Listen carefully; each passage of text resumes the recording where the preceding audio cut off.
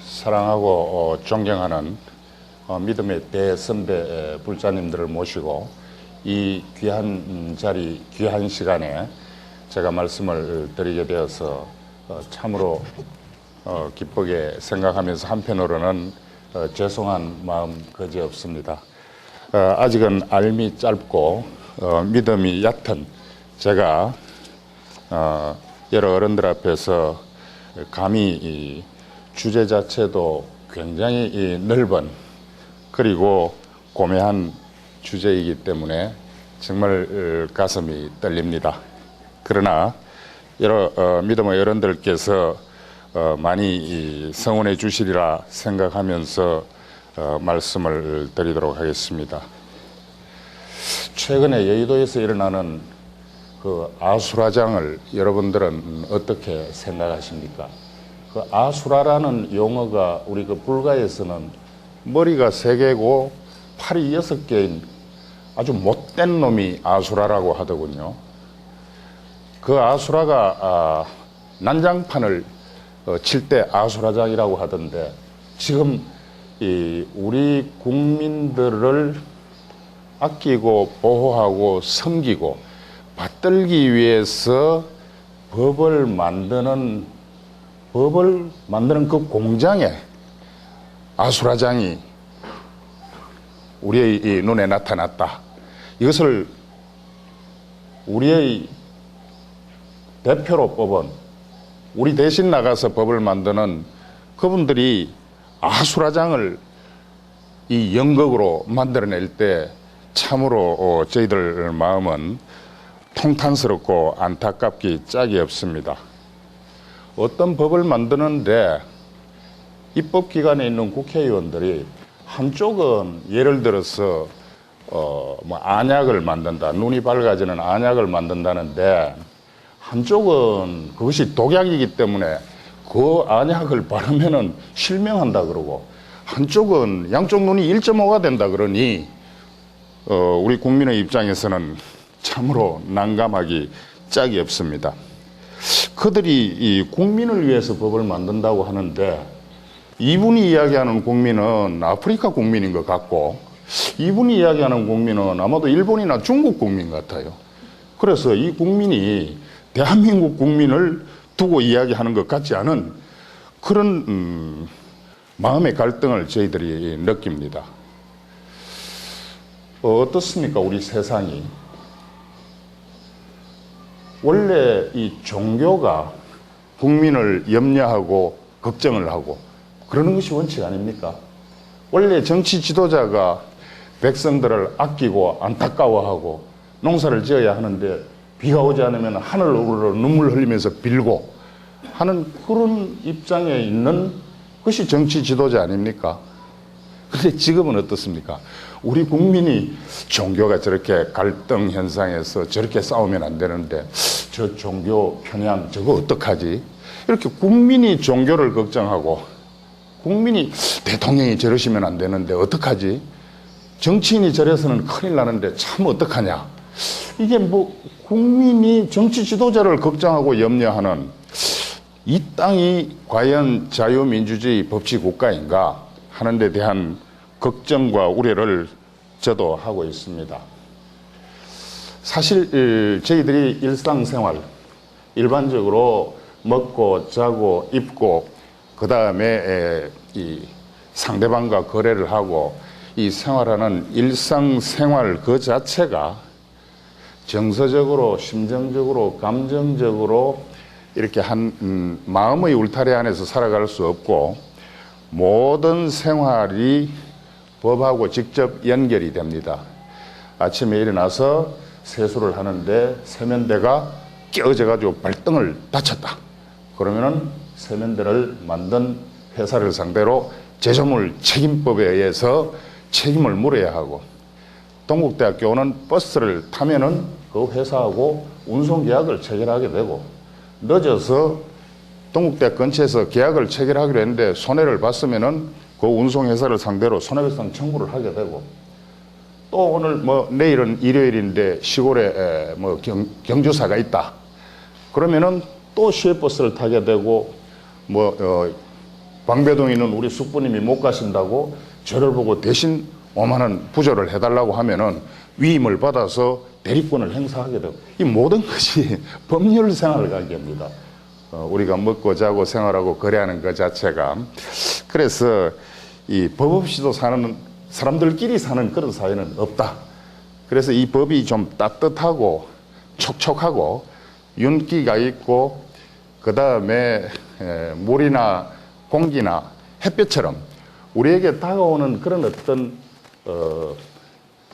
정적인 정겨운 그런 친구요 이웃이어야 하는데, 가능하면 법은 좀 피하고 싶고, 뭐 우리 불자님들께서, 제가 법대장인데 저를 멀리하지는 않겠습니다만, 가능하면 법을 아는 사람들은 좀 멀리하고 싶고, 가능하면은 법이 안 보이는 데서 생활하고 싶은 그런 생각을 갖는 것은 바람직하지 못하다. 그런데 이 법이라는 것이 목적이나 목표만 깔끔하고 멋있고 효율성이 있으면 되느냐, 그것은 아니죠. 제가 뭐 특별히 싫어하는 단어는 없습니다만은, 이리 가나 저리 가나 서울 김서방집만 가면 된다, 이런 이야기 별로 안 좋아해요. 아니죠. 나무 담을 넘고 오다가 배가 고파서 어떤 조그만한 상점에서 빵을 집어 먹으면서도 빨리만 가서 김서방집 찾아가면 된다, 그것은 아니죠. 물론 김서방집을 찾아가는 것도 중요하지만은 거기까지 가는 그 절차 과정이 적법하고 정당하고 합리적이어야 한다는 것이죠. 제가 뭐 영어나 독일을 이렇게 잘 안 씁니다만은 그 적법 절차여야 한다는 것이죠. 아무리 고매한 목표도 그 과정이 바람직하지 못하면은 안 된다. 그렇기 때문에 서울 김서방집만 찾아가면 된다든지, 뭐 흑묘만 어떻고 백묘만 어떻냐라든지, 제가 오래전에 어릴 때, 물론 우리 할머니는 아닙니다만은 우리 이웃집 할머님의 아들이 좀 바람기가 있었어요. 그래서 저 건너편 어떤 아주머니하고 이런 뭐 어떤 관계가 있어서 막 그 집 부부간에 싸움을 하는 거예요. 아마 무슨 좀 깊은 관계인가 봐. 그러니까 이렇게 담배를 피우던 노인들이 이렇게 긴 대로 담배를 피시지 않습니까? 그 할머님이 그런 이야기를 하더라고요. 막 이렇게 남편을 덕달하는 그 며느리를 보고, 얘야 조용히 해라. 어디서 나면 어떻냐? 우리 아들이 가서 뭐 이렇게 뭐 파종 다 내 손자야. 글쎄요. 결과적으로 다 손자죠. 그렇지만은 적법한 그런 이 프로세스 절차가 아니지 않습니까? 법은 과정을 매우 중요시해야 한다라는 말씀을 드리고 싶습니다. 이게 지금 저런 식으로 아수라장이 되어가지고 법을 통과시키고 이러다 보니까 법을 집행하는 행정부 쪽에서는 어떻게 하는가 하면은, 그래, 뭐 세월은 뭐 어떻게 해도 뭐 군대 제대는 한다라는 이야기처럼 법을 만들든지 말든지 알아서 해라. 하여튼 형식적인 법만 만들어 놓으면은 우리는 그거하고 관계없이 우리 마음대로 정책은 우리 꼴리는 대로 집행하겠다. 이런 행정만능주의, 법을 무시하는 그런 풍조가 대단히 강합니다. 제가 직접 여의도에서 입법활동 관련되는 그런 일들을 해본 바에 의하면은 어떤 대통령이 그런 말씀을 하셨어요. 그래, 입법부에서 너는 법만 만들어라. 우리는 법이라는 우산 하에서 우리 마음대로 하고 싶은 대로 할 테니까 법하고 관계없는 하위법 시행령을 만들고 불령을 만들고 규칙을 만들고 내규를 만들어서 우리 가는 대로 가겠다. 이렇게 무지한 소위 말해서 법치의식을 가지고는 국민에게 결코 맛있는, 멋있는, 멋진 그런 어떤 서비스를 할 수 없다는 것이죠. 그래서 이 법 따로 정책 따로 이렇게 자꾸 어긋지면은 결국 그 모든 부채는 우리 국민에게 돌아오거든요. 직접적으로 간접적으로 가까이 또는 멀리 언젠가는 국민에게 그 부채가 돌아오기 때문에 불이익이 따르기 때문에 정말 그래서는 안 된다. 그래서 그러면은 법을 모르면 안 되니까 여러분들이 전부 내년에 동국대학교 법과대학 개개인이 다 공부를 해서 이해를 한다는 것은 불가능합니다. 저도 앞에 잠깐 소개를 해주셨는데 많은 법 중에서 상법 쪽 공부를 하는데 정말 그 중에 일부밖에는 그것도 조금밖에 이제 37년 동안 법 공부를 밥 먹는 것보다 더 즐겁게 해왔는데도 불구하고, 그러니 이걸 다 할 수 없으니까 어떻게 하겠습니까? 법률가의 도움을 받아야 하거든요. 그런 시스템이 구축이 돼 있어야 한다, 이 말씀입니다. 여러분, 몸이 아프면은 얼른 주변에 있는 병원에 의원, 동네 의원 찾아가서 뭐 약을 사서 드시든지, 처방을 받아서 약국에 가서 약을 사서 드시든지 그렇게 하지 않습니까? 몸이 아프면은 의사의 도움을 쉽게 받을 수 있습니다, 지금. 과거에는 무의촌, 의사가 없는 동네가 참 많았어요. 근데 지금은 어떻습니까? 공중보건의 제도를 둬가지고 각 면의 보건소장이 다 의사입니다. 그렇기 때문에 무의촌이라고는 없어요. 자, 그러니까 몸이 아프면은 금방 가서 의사의 도움을 받을 수 있도록 돼 있는데, 여러분들 권리가 아프면은 누구의 도움을 받아야 됩니까?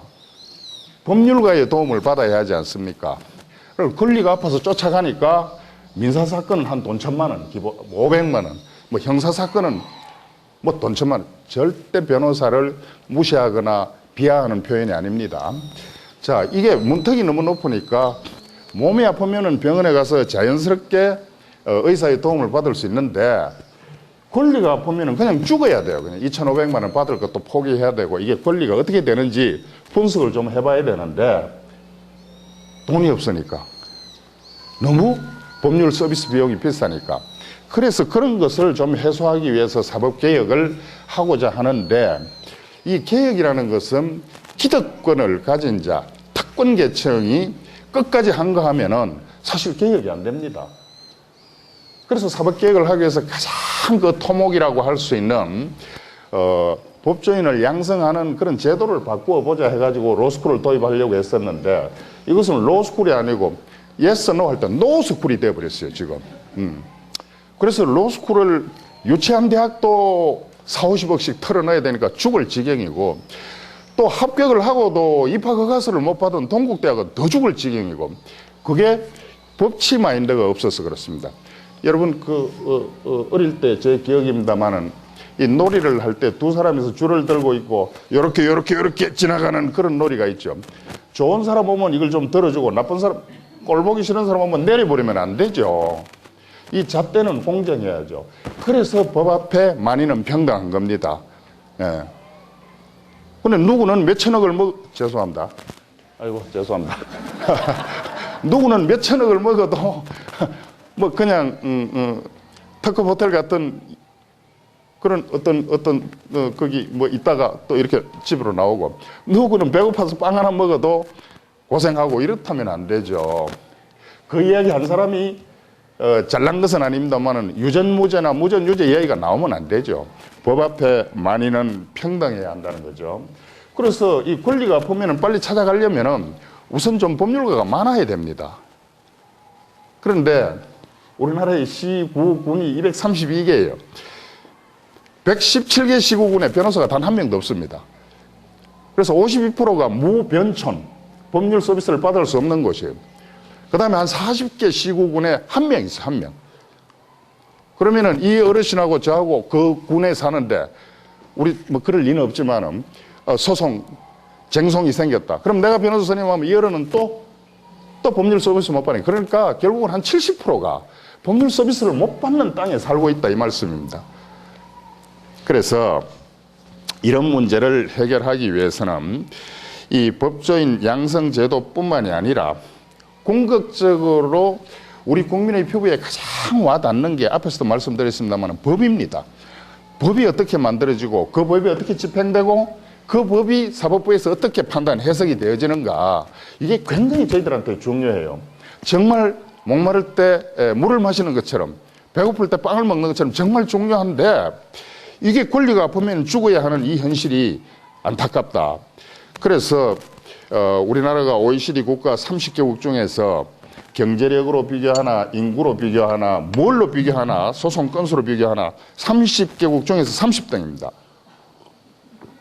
그래서 이게 29등이 되려면은 1년에 3,000명씩 20년 동안 변호사를 배출하면은 22등이나 3등이 돼요. 지금 뭐 그런 상황입니다. 더 이상 제가 진도 나가면 안 되겠죠. 그래서 보통 선진국형 그 전문 인력 구조를 보면은 의사하고 법률가 수가 같거나 법률가 수가 많거나 그렇습니다. 여러분들 경제가 발달하고 돈을 많이 벌면은 이 복잡한 사회이기 때문에 이 쟁송이 많거든요, 다툼이. 그래서 법률 서비스를 받을 일이 많은데 우리나라는 의사가 13만 명이고 이제 변호사가 한 1만 명 되는데 막 대충 그렇습니다. 더 이상 또 진도가 나가면은 제가 무슨 감정이 있는 것 같이 그렇게 보일까 봐서 좀 말씀드리기가 그렇네요. 법을 적용하는 데 있어서는 공평하고 평등하고 이 형평의 원칙이 통해야 되는데 가끔 우리 그런 이야기를 합니다. 뭐든지 지역균형이다. 옳습니다.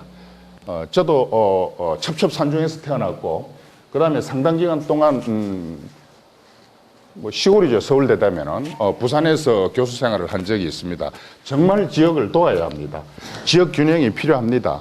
지방 발전을 위한 법적인 그런 장치가 필요해요. 그렇지만은 경제적인 이익을 줄 때 호주머니에 돈이 들어갈 때 그 원칙이 필요한 것이고 사실상은요. 그건 농경사회에 있어서의 지역 균형이 중요한 거고 시도 때도 없이 뭐든지 N분의 1로 나누는 그것은 이런 소위 말하는 사법계획이나 이 사법정책이나 정부의 중요한 국가정책을 판단하는 데 있어서 직접 돈과 관련되어지지 않은 서비스에 관련되는 것은 서비스 수요가 있는 곳에 공급이 있어야 되는 겁니다. 예. 그래서 궁극적으로 더 중요한 것은 지역 균형보다도 종교, 문화적인 이런 균형이 더 중요합니다. 예. 그래서 이왕 이야기가 나왔으니까 조금만 더 말씀드리겠습니다. 저희들 식구 어른들이기 때문에 이 동국대학이 로스쿨 안 돼서 참 여러분들께서 안타까워하시고 작년에 서명도 많이 해주시고 했는데 간단히 이야기하면은 간단히 이 말씀을 드리면은 전국 평균보다 70점, 서울 평균보다 35점이 많아요. 그런데 동국대는 안 되는 거예요. 그래서 눈에 보이는 점수 이게 610점 만점에 585점을 먹었습니다. 뭐 그 대학을 제가 뭐 초도 탓할 이유는 없습니다만 고려대학은 581점입니다. 우리 동대는 585점, 연대는 583점입니다. 아무리 숫자를 모르는 분도 이게 어떻게 되는지는 아시겠죠. 그래서 서울 시내에서 저희들이 6등 했어요. 6등. 눈에 보이는 평가는 그렇고 눈에 보이지 않는 평가. 불교 정신으로 로스쿨을 성공할 수 있을까? 대단히 그렇다. 3점. 글쎄 2점. 아니다. 1점. 자, 이런 식으로 평가하는 데서 저희들이 311점 만점에 250점을 먹어가지고 17등을 해버렸어요. 그래도 합쳐서 14등 했습니다. 우리 15개 대학 뽑았죠. 떨어졌어요.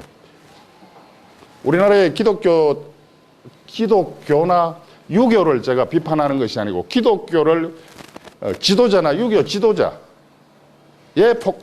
초점을 두고 제가 이야기하는 겁니다. 6개 대학이 신청해서 3개 대학이 됐습니다. 명지대, 한남대, 숭실대는 떨어졌어요. 이거는 과목 낙제로 떨어진 겁니다. 카타라인이 미달돼서. 자, 유교대학은 한 대학 신청해서 한 대학 됐어요. 100% 합격. 원불교대학은 뭐 점수도 그래 뭐 별로 좋지도 않은데 100% 합격했습니다. 불교대학은 100% 불합격했죠.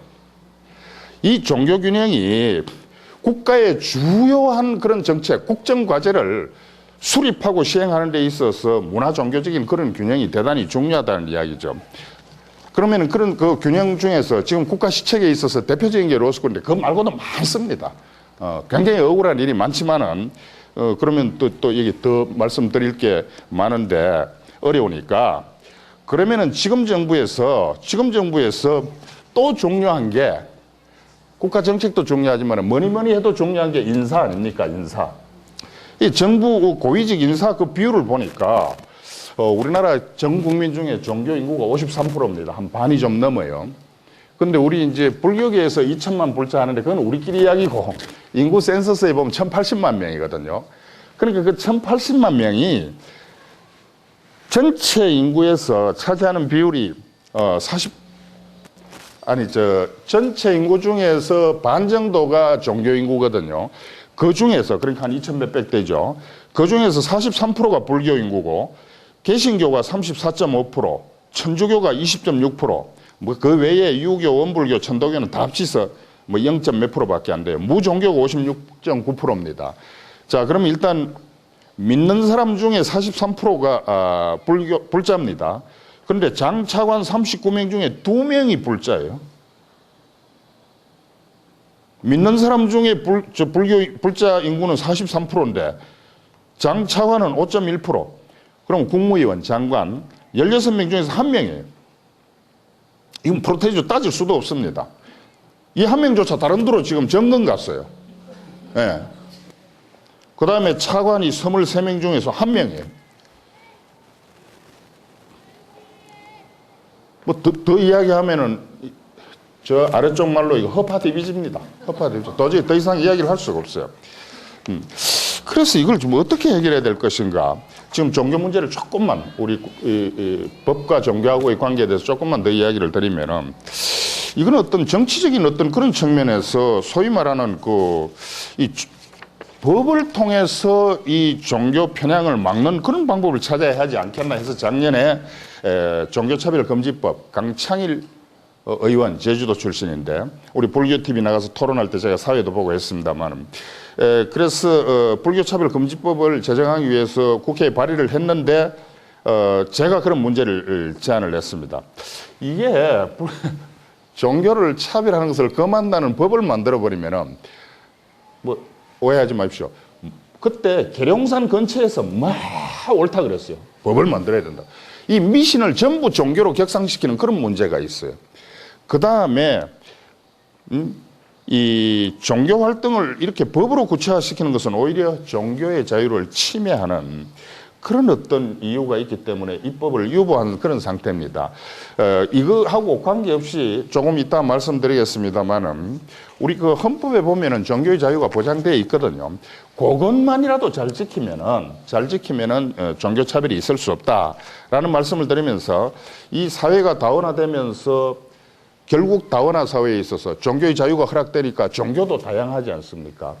이게 다양하다는 것은 단 하나가 아니고 둘, 셋, 넷이 있다 보면은, 저도 형제가 셋입니다만은, 이렇게 착하면서도 들어 싸웠어요. 이 갈등이 생기고 다툼이 생깁니다. 빵 조각 가지고 고구마, 감자 삶은 거 가지고. 이게 다양한 그런 종교가 공존하면서 그런 것은 있어요. 적당히 두드려 패고 맞아가면서 사람이 강해지듯이 이렇게 그런 좋은 시너지 효과적인 그런 측면도 있는데 이 종교 편향이나 종교 간의 경쟁이나 뭐 선교 이렇게 타종교 무시 이렇게 해가지고 갈등이 생기면 그게 사회 갈등의 원인이 되거든요. 사회 갈등을 정제시키는 것이 법의 역할인데 그 이전에 이 종교의 갈등을 해소시키는 것이 중요한데 소위 말해서 이 종교는 갈등이나 편향이나 교세 경쟁이나 이런 식으로 나가면은 사회 갈등을 조장시키는 선수가 되어버린단 말입니다. 그러니까 그래서는 평화가 없고 결국은 우리나라 말고 다른 나라에서 종교 전쟁도 일어나지 않습니까? 그래서 될 것이 아니고 종교 간의 상생과 대화와 화해와 협력을 통해서 이 세상적 갈등을 치유하는 데 있어서 미끄럼이 되고 근원적인 역할을 해줘야 한다는 것이죠. 그렇게 하기 위해서는 소위 말해서 대전제, 어느 종교 관계없이 사회통합이나 인류 공존 공영이나 그 다음에 인류의 평화나 이런 거에 대해서는 일체감이 있지 않습니까? 이런 것을 위해서 종교들이 상생, 대화, 협력을 통해서 소위 말해서 사회통합, 인류평화, 공존, 공영을 부채질을 해줌으로 인해서 선진법치 사회로 나가는데 이 근본적인 그런 인프라 역할을 해준다는 것이죠. 이걸 어떻게 해서 말로만 되겠는가? 그럼 정영상 법대학장 네가 가서 해봐라. 안 됩니다, 지금. 그래서 찾아낸 것이 원효의 화쟁사상으로 이 문제를 해결할 수 있겠다라는 것을 지난 15일 날 7대 종단 협의회에서 제가 불교 쪽 대표는 아니지만은 네 사람 기조발자인데 기독교, 천주교, 불교, 그 다음에 민족종교연합회에서는 원불교 나와서 이야기할 때 제가 이 원효의 화쟁사상을 제안을 했습니다. 사이좋게 좀 지내자. 그래야 종교 갈등이 해소돼야 사회 갈등이 해소되고 사회 갈등이 치유가 돼야 정의를 앞세운 국민 중심의 선진법치 사회가 오고 선진법치 사회가 돼야 주머니도 두둑하고 마음도 평온해지고 그 다음에 국제 경쟁력도 높여가지고 다른 나라하고 이렇게 경쟁해서 우리 국익이나 국민의 이익을 도모하고 할 수 있지 않겠는가 하는 이야기를 한 적이 있습니다. 그렇습니다. 이 모든 길은 이 말 저 말 할 것 없이 다 로마로 통한다 그러죠. 모든 길은 로마로 통한다는데 우리 길은 신의주로 가고 부산으로 가는데 어디로 로마로 통합니까? 로마 법을 이야기하는 겁니다. 로마에 가면 로마 법을 따르라 그러죠. 바로 그 이야기입니다. 모든 길은 로마로 통한다. 그러면은 우리는 모든 법은 어디로 통해야 되겠습니까? 국민의 이익을 도모하는 쪽으로 통해야 됩니다. 그러니까 모든 법은 국민의 법으로 태어나야죠. 아수라장 저기서 무슨 국민의 법이 만들어지겠습니까? 모든 법은 국민의 법으로 집행이 되어야 합니다. 행정만능주의. 국민은 무슨 국민? 우리 편하게. 행정부에서 그래서는 안 되죠.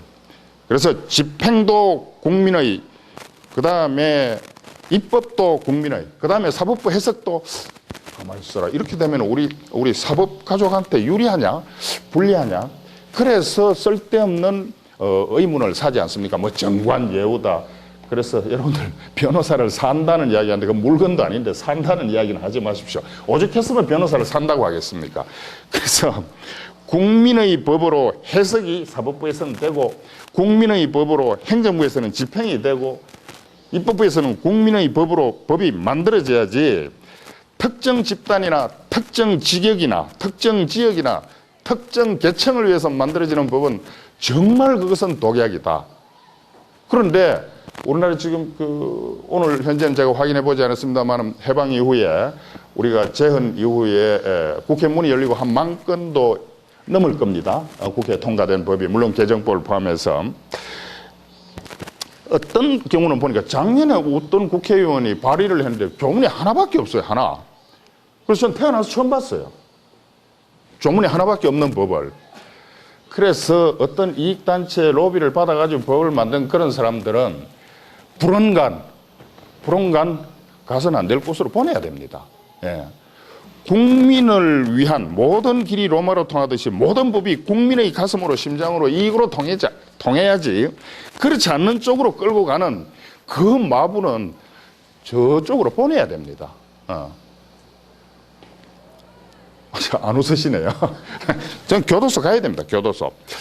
자, 그래서 이런 우리 현상 앞에서 오늘 제가 정리해서 말씀드리고 싶은 것은 이 내용은 어디 가지고 계시나 어떤지 모르겠습니다만 우리 이 사회에 있어서 법은 필요한데 그 법이 어떻게 존재해야 되고 그 지위는 어떠며 우리 이 법, 헌법에서 그럼 종교에 관한 문제는 어떻게 이렇게 정하고 있으면 그 다음에 불법하고 법하고는 어떤 관련이 있는지 참으로 어려운 문제인데 제가 말씀드리는 것이 어떤 그 지식적인 면에 있어서 진리 이기는 좀 제가 자신이 없습니다만은 서로 공유, 공감, 공명할 수 있지 않을까. 이 원효 화쟁사상 공부하다 보니까 자꾸 그런 용어를 쓰네요. 뭐 공명, 공감, 일심 뭐 이런 생각을 자꾸 토로하게 되는데 그래서 이제 이 현대법하고 우리 그 불법하고의 관계 이 현대법의 근간이 자꾸 합리주의적인 기독교 정신만이라고 우리는 배웠어요. 저도 그렇게 배워서 인이 베꼈습니다, 지금. 그런데 그게 아니더라, 이게. 불가에서 막 살생을 하라고 합니까? 그런데 어떤 종교에서는 보니까 폭탄으로 한 200명 죽이니까 완전히 제사를 지내는데 임금처럼 지내더라고요. 저 천국 갔다면서. 그걸 성전이라고 하더군요. 그런데 불교에서는 어떤 경우에도 그 살생에 대해서는 어떠므로 금하는 그런 이게 인권 중시 사상의 근본 아니겠습니까? 지금 우리 종이에 만들어진 이 법보다는 그 근본, 이성적 판단에 따른 이 사람이 봐도 저 사람이 봐도 옳다고 느껴지는 질서, 룰, 그걸 자연법 사상이라 그러거든요. 그런 게 어떤 게 있겠습니까? 누가 봐도 중요한 것. 법이 아니어도 보호되어야 하는 그런 중요한 사항들이 어떤 겁니까? 우리 인권을 중시하는 인간의 존엄과 가치죠. 언제 제가 중학교 때인가 생물 선생님이 그런 이야기를 하더라고요. 굉장히 농땡이를 치니까 어떤 학생이 야 이놈의 자식아 너는 사실은 비누 2장밖에 안 돼. 근데 뭐 미국의 어떤 그 뭐 과학자인지 의학자인지 어떻게 해가지고 사람의 값을 과학적으로 계산하니까 뭐 유지방 묶어가지고 비누 2장밖에 안 된대요. 그렇습니까? 우리가 텔레비에 뭐 주변에서 사고가 났을 때 자식이 사고가 났다. 그럴 경우에 엄마가 옆에 와서 이렇게 뭐 보상금을 한 1억 받으면 되니까 아유 그만하시오 하면 필요 없다 이게. 우리 내놔라 이거야. 그 인간의 존엄과 가치가 그런 거 아닙니까? 어떻게 환가, 돈으로서 가치 계산이 가능합니까? 인간의 존엄과 가치 이런 것은 누가 봐도 그건 진리죠. 그래서 천부 인권 사상이라는 게 그겁니다. 그러면은 이게 전부 다 다른 데서 왔고 우리 불교에서는 그게 전혀 없느냐, 불법에서는. 그게 아니다라는 것을 한번 확인을 해보고자 합니다. 그래서 뭐 길게 말씀드리기보다 간단하게 좀 정리를 해서 말씀드리면은 과거 농경사회와 달리 굉장히 지금 복잡하지 않습니까? 정부와 사회를 뛰어넘어서 지금 지식정부와 지식산업사회라고 하니 이 시대를 우리가 견인, 끌어가기 위해서는 진취적인 그런 변혁의 마인드가 필요합니다. 그리고 창조적인 발상의 대전환, 파라다임의 대전환한데 그게 발상 아닙니까? 그죠? 그런 대전환이 필요로 하죠. 그래서 이게 시장이 동대문 시장 따로 있고 남대문 시장 따로 있는 것이 아니라 이 지구촌의 시장은 하나밖에 없죠. 모든 것이 개방됐으니까. 아직 덜 개방된 곳이 법률 시장입니다. 왜 법률 시장이 이렇게 늦게 개방된지 저도 모르겠어요. 잘 안다 이 말입니다. 이 법조에 의한 그런 어떤 방어가 너무 강해가지고 지금 법률 시장 개방이 늦어진데 이런 이 세계화, 글로벌화된 이 국제 경쟁 시대에 있어서는 스스로의 어떤 그 특성, 자아를 개발하고 그 다음에 지적 능력을 이렇게 넓히고 신장시키고 할 그런 필요성이 있습니다.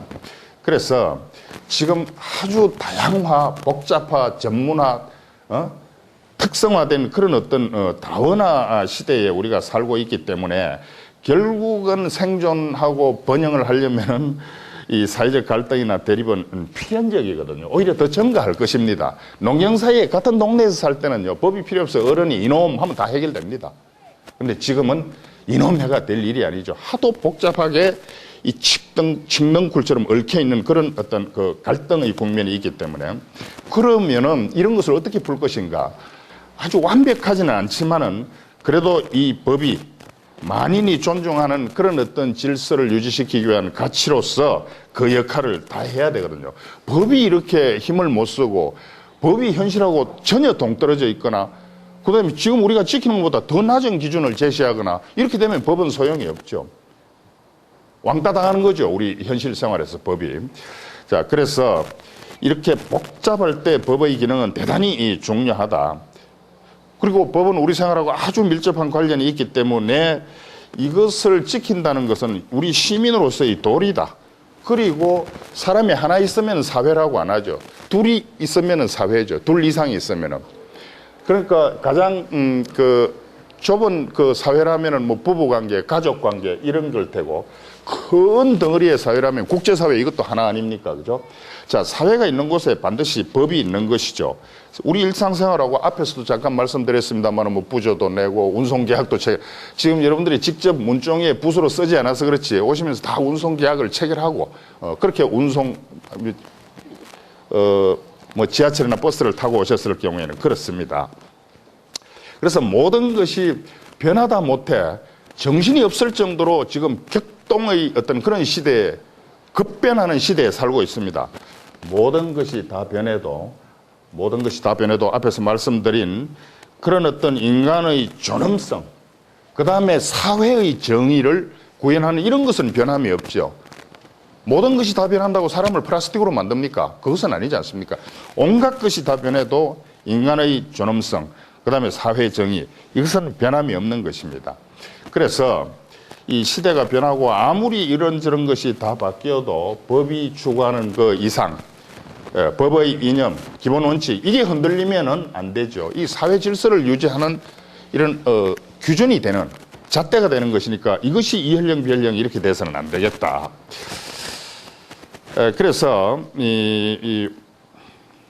제가 지금 잠깐 말씀드린 것처럼 이 법의 존재나 필요에 대해서 보고 현대법하고 불법의 상관을 보고 그다음에 이 갈등을 해소할 수 있는 것은 저 아래쪽에서 가장 토목하듯이 이 원효의 화쟁 사상을 가지고 해결할 수 있지 않겠는가 하는 말씀을 드리려고 하는데, 이 사실상 갈등이 많으면 많을수록 그것이 잘 조화가 되면 앞에서 말씀드렸지만은요, 적당하게 애들이 싸우면서 크면서 강해지듯이 말입니다. 그런 이 갈등이 있으나 다양성 속에서 그 갈등이 조화를 이루어 가지고 오히려 사회 발전의 원동력이 되기도 합니다. 이렇게 끌어갈 수 있는 것이 법입니다.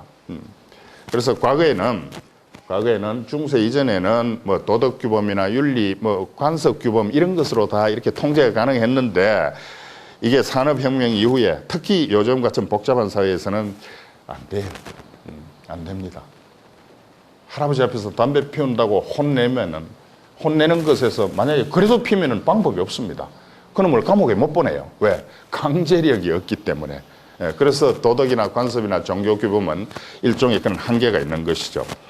자, 그래서 사회생활 관계 하면 이것은 바로 법률 관계다, 이렇게 이해를 할 때 이 법에 대한 어떤 그런 의미를 좀 더 우리가 각별히 이 가슴에 좀 새겨야 되겠다 라는 말씀을 드리고, 지금 뭐 특별히 전문적으로 저처럼 법대 교수처럼 이렇게 공부하는 경우가 아니면은 일반적으로 법에 대한 상식 알면 그냥 교양입니다. 교양. 그러니까 법을 모른다고 해서 나는 법 없이도 살 사람이야, 그게 그렇게 자랑스러운 표현이 아닙니다. 그래서 점잖은 분 보고 야 너는 법 없이도 살 사람이다 이런 이야기 하는 것은 그렇게 뭐 크게 그 칭찬하는 뜻이 아니라는 그런 말씀을 드리고 싶어요. 그 다음에 이제 이 법을 이렇게 공부하는, 우리 이제 법학으로 직업으로 공부하는 이 경우에 이 법학이라고 하는 것은 뭐 문학의 경우나 예술의 경우, 문학은 그 사물의 어떤 의미 이런 것을 추구하고, 예술은 미를 추구하고, 종교는 그 사물의 본질을 추구하는데, 이 법은 사회 속에 그 개체가 사람 아닙니까? 한 개인. 그러니까 이 개인의 자유를 보장하고, 그 다음에 같이 있는 이 사회 자체의 질서를 담보해야 되니까 이게 잘 안 맞는 경우가 있어요. 이것을 어떻게 잘 조화시킬 것인가 하는 것을 공부하게 됩니다. 근데 이게 하도 이게 어려워가지고, 뭐 용어나 이런 게 어려워가지고 처음에는 그냥 만정이 떨어지는데 자꾸 접근하다 보면은 그 누에가 뽕을 뜯듯이 사각사각 굉장히 아주 재미나는 그런 측면을 발견을 하게 됩니다.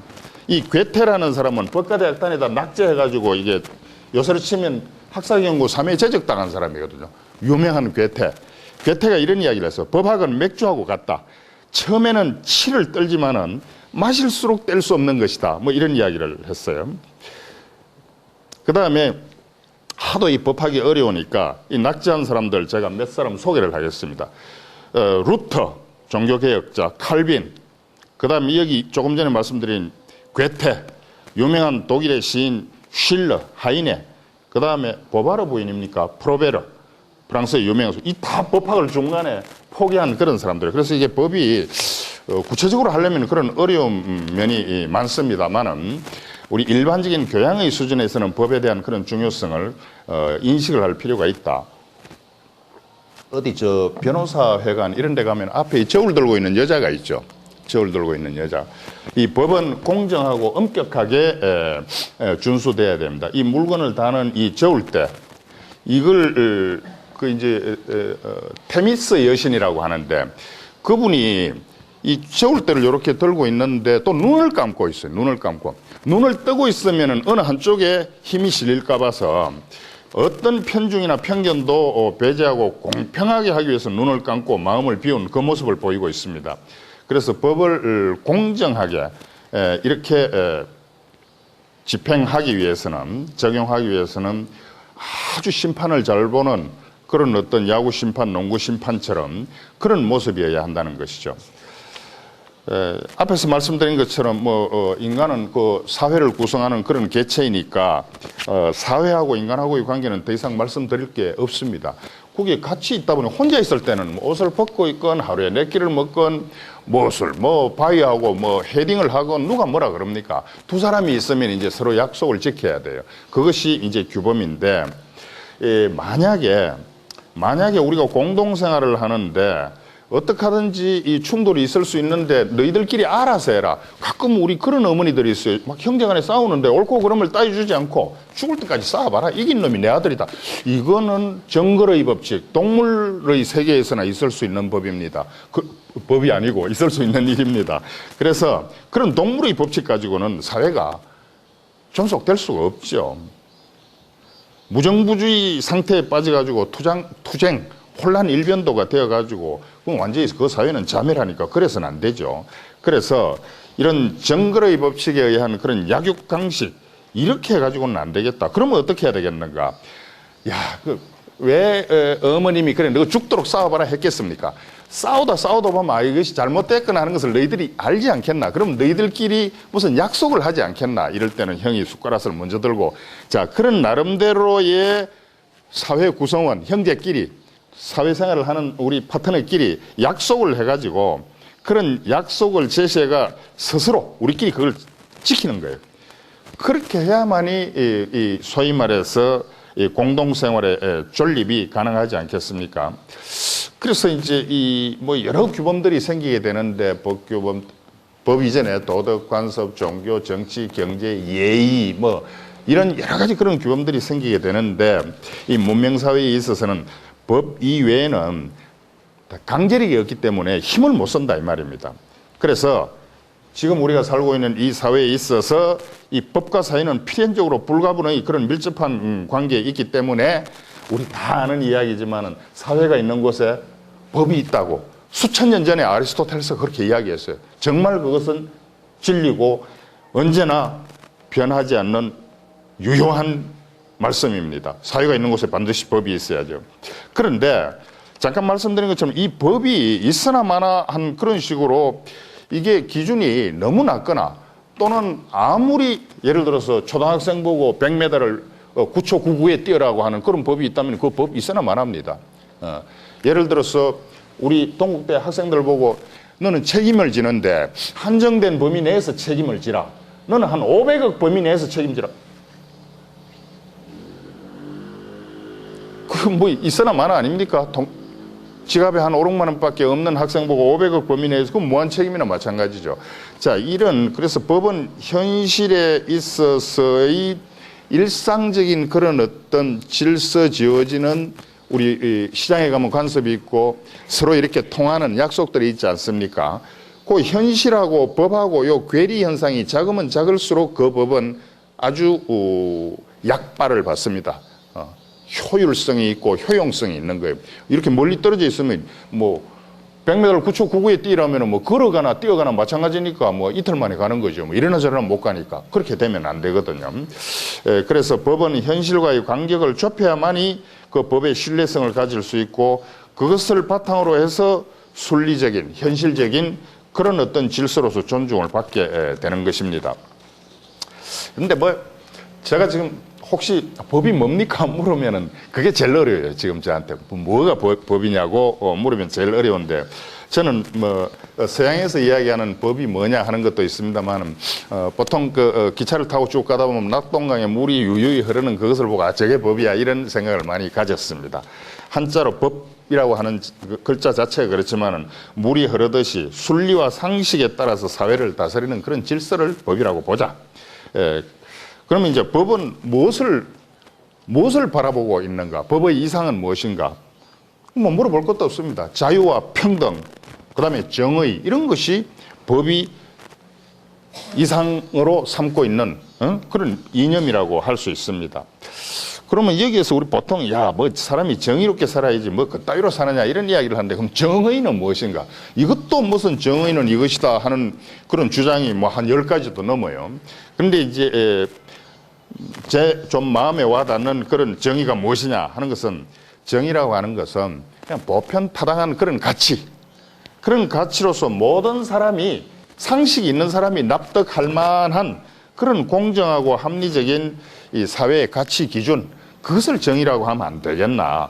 그럼 어떤 거냐? 앞에서 말씀드렸지만 인간의 존엄이나 자유, 평등, 평화 이런 것이 정의가 아니겠습니까? 예.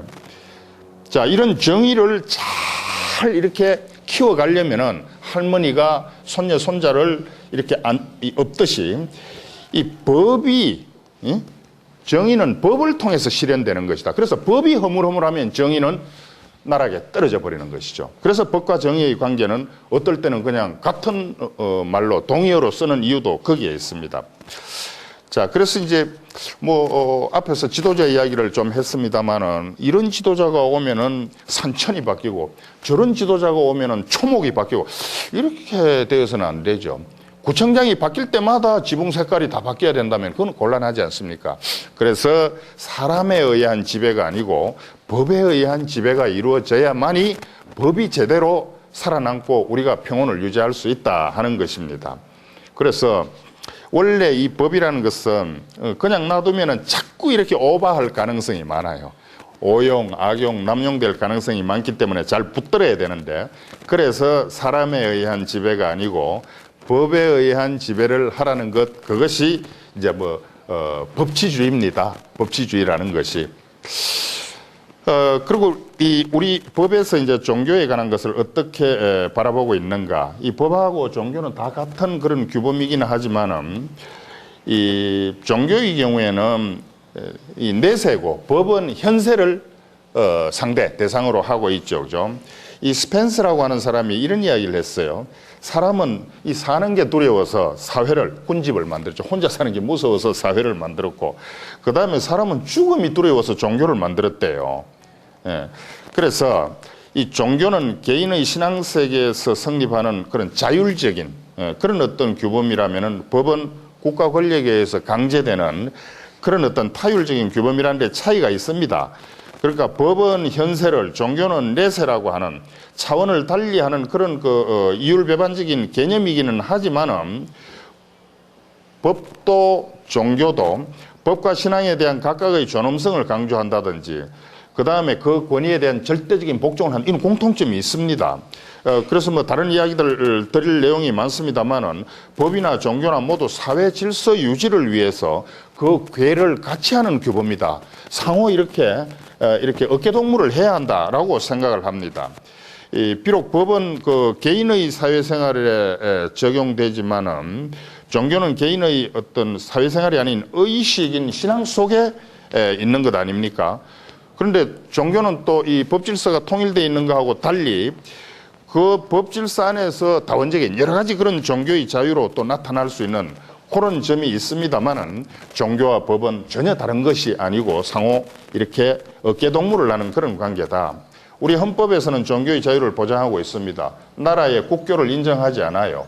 그 다음에 종교와 정치를 엄별하고 있습니다.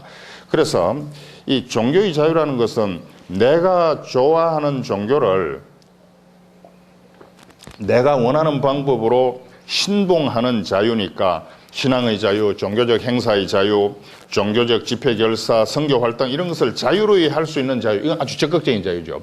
거꾸로 이야기하면 그런 것으로부터 방해받지 않을 자유, 그런 거 안 해도 될, 강요당하지 않을 자유, 무신앙의 자유까지도 종교의 자유에 포함되는 겁니다. 그 다음에 국교를 부인하고 정교 분리의 원칙을 이렇게 헌법에 규정하고 있는 것은 종교가 정치에 간섭한다든지 종교단체가 정치 활동을 하는 것을 금하되 국가 너희들도 특정 종교적 교육이나 종교적 활동을 하지 말아라. 특정 종교를 특별히 보호하거나 억압하기 위해서 재정적인 경제적인 특혜를 부여하거나 또 반대로 부당한 대우를 하는 그것은 안 된다. 국가나 지자체 소속 공무원에 대해서 종교적 행위를 강제하거나 특정 종교에 가입하게 하거나 아니면 지금 있는 종교를 바꾸게 하거나 아니면 무슨 어떤 공직 취임 때 선서를 할 때 특정 종교의 그 의식, 양식에 따라서 하게 하거나 이런 거는 전부 헌법에 위반되는 거예요. 그러면은 현 정부의 종교 정책이 헌법에 위반되는 그런 일을 하고 있는 거예요. 동네 어떤 반상의 회칙이 위반돼도 큰일인데 헌법이 위반되면 안 되죠. 자, 그런 것을 우리가 문제시할 필요가 있다 보고, 그 다음에 이제 이 지금 법하고 불법하고의 관련성인데, 이 현대의 이 법은 인간 사회생활에 대한 그런 규범으로 국가의 중심 권력에 의해서 사람으로 하여금 쫓아서 행위를 하도록 강제되는 그런 측면이죠. 그런데 이제 불법의 경우에는 좀 다양한 그런 어떤 논쟁들이 있습니다만 제가 그저 찾아서 확인해 본 나름대로 이해한 부분을 중심으로 말씀을 드리면은 이 원효 선사가 그 대성기신론소에서 이 불법의 요체를 두 가지로 나누었습니다. 현상의 면하고 본질의 면으로 나누었는데 이 본질적인 그런 측면에서 볼 때 무리지질이 쉽게 우리나라 말로 이야기하면 그냥 풀어서 이야기하면은 이치에 닿지 않는 듯하나 이치에 지극한 모습이다. 이치에 닿지 않는 듯한데 사실은 이치에 지극한 모습이다.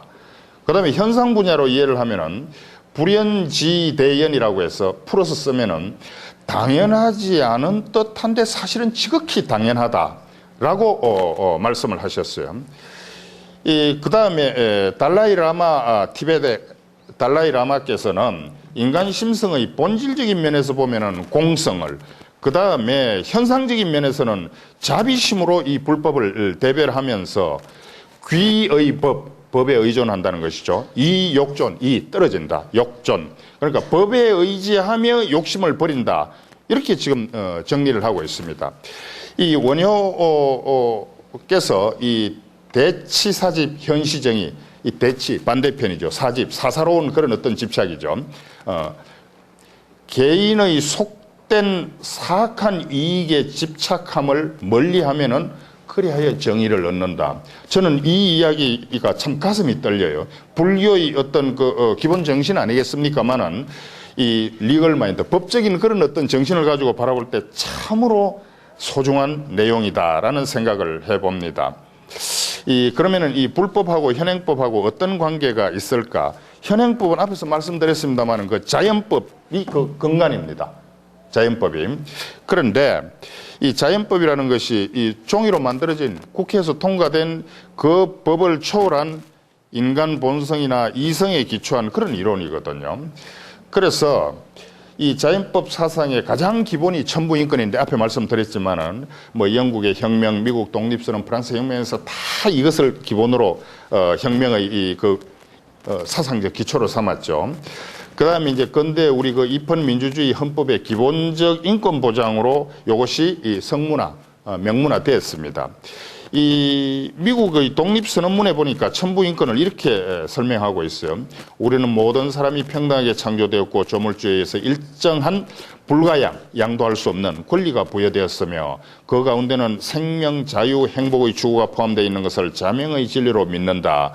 자, 그러니까 이 천부인권 사상, 즉 자연법에 있어서의 가장 기초가 누구로부터 침해받을 수도 없고 누구에게 넘겨줄 수도 넘겨받을 수도 없는 불가침 불가양의 이 인간의 존엄, 이 사상을 바탕으로 지금 그런 것이 헌법의 인권 보장으로서 이게 나타나 있거든요.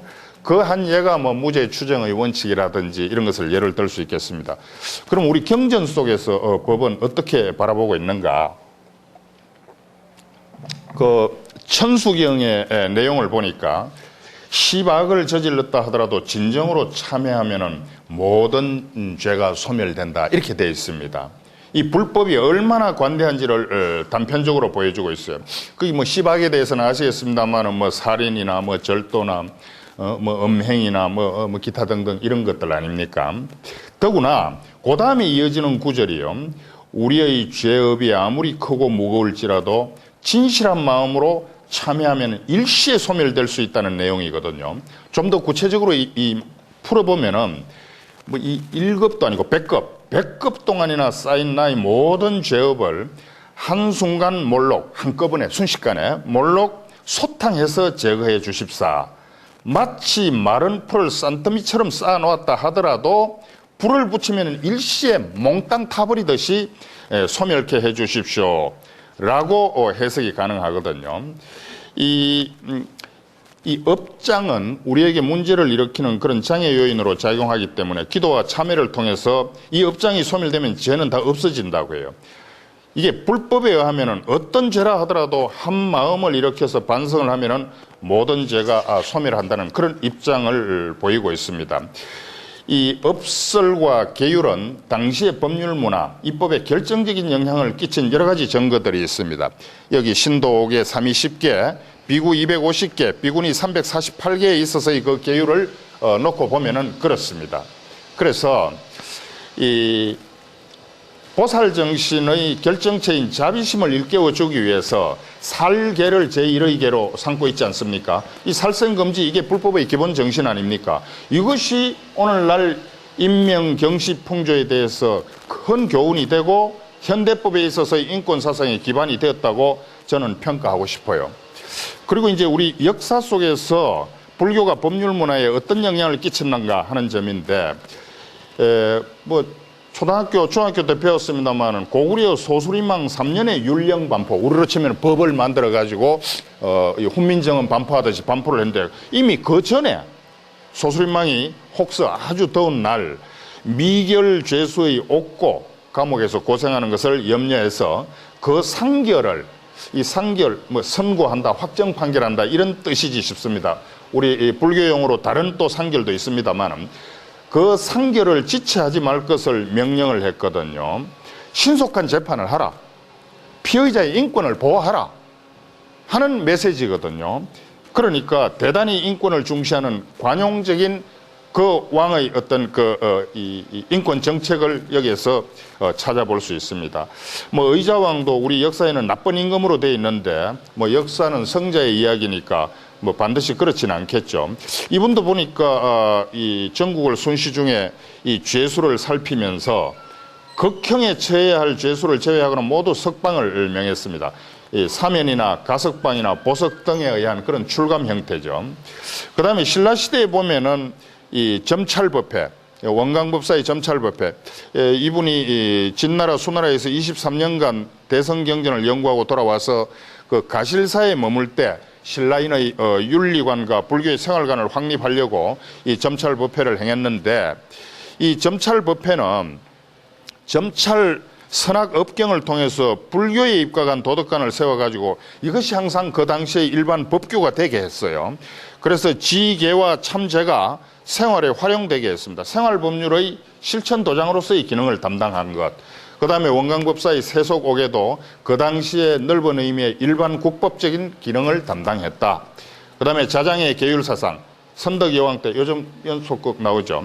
이 팔관회를 베풀어 가지고 그 당시에 황룡사 구청 대탑이 완성될 때 팔관회를 베풀면서 특사령을 내렸어요. 그래서 죄수들을 석방시켰는데 이게 현대판 대사면령입니다. 이 팔관회는 국민의 준법 정신을 함양하는 데 있어서 크게 기여한 것으로 평가가 됩니다. 우리 현대 불교에서도 그렇지 않습니까? 이 제가인들에게 6일만이라도 청정하게 팔계를 지킬 것을 권면하고 있죠. 자, 그러면 현대법하고 불법하고의 관련성을 보면은 불교는 일상생활 속에서 법이라고 하는 것은 인간의 이성에 바탕을 두어 시비를 따져가지고 책임 있는 자에게 책임을 묻는 겁니다. 그런데 불법의 관점에서 보면은 일체의 현상을 인간의 판단으로 시비를 가를 수 없다는 그런 어떤 관용의 뜻을 밝히고 있거든요. 이 현대법 해석의 논리에 비해 볼 때 훨씬 고매하고 고상한 그런 어떤 법사상사적인 가치를 가진 것으로 의미를 부여해서 이 현대법과 불법 사이에 있어서의 그 유관성을 전제로 좀 우리 불자 학자들이 심층적인 연구를 해서 이런 일이 있다는 것을 밝혀야 될 것 같아요. 지금 현대법 사상의 근저에 불교하고 관련되는 게 글쎄 제가 잘못 찾아봐서 그런지는 모르겠습니다만 전혀 없거든요. 자, 그래서 현대법과 불법과의 관계는 이런 정도로 말씀을 드리고, 이 사회 갈등 극복을 위한 근본 원리로서 앞에서 원효의 화쟁 사상을 말씀드리는데 조금만 말씀드리고 정리를 하도록 하겠습니다. 이 법치 발전이나 이 법의 지배를 위한 대전제로 종교, 계층, 지역, 기타 등등 이런 갈등 국면을 해소하고 이 사회 통합과 상생의 방향성을 정립하기 위한 사상적인 배경이 있어야지 무슨 정책 가지고 법을 바꾸고 이래 가지고는 안 되겠다. 그 사상적 배경을 원효의 화쟁 사상에서 찾아가지고 실천을 함으로써 사회 질서 유지와 발전이 도모되겠다. 그리고 분쟁이 있는 곳에 법이 따라가는데 법이 적용되기 전에 원효의 화쟁 원리가 우선적으로 적용이 되면은 사회 질서 유지와 사회의 안전이 더욱 보장되지 않겠는가. 그래서 사회적 안정과 화합을 통한 발전은 궁극적으로 화쟁 사상을 근원으로 해서 인치가 아닌 법치의 현재화 나타나는 것이죠. 의에서 구현이 될 것이다. 화쟁 사상에 대한 구체적인 말씀을 제가 드리기가 좀 그래서 생략을 하고요. 궁극적으로 법치주의가 우리의 생명수입니다. 그래서 법치주의 없이는 시장경제도 민주주의도 성립할 수 없고, 이 법치주의가 성공하기 위해서는 갈등 국면에 있는 이런 제방 갈등들을 근본적으로 해소할 수 있는 원효의 화쟁 사상을 우리가 가지고 와서 응용을 해야 되겠다라는 말씀을 드리면서 딱 시간을 맞추는 것이 제일 중요하다고 하니까 여기에서 말씀을 마치도록 하겠습니다. 감사합니다.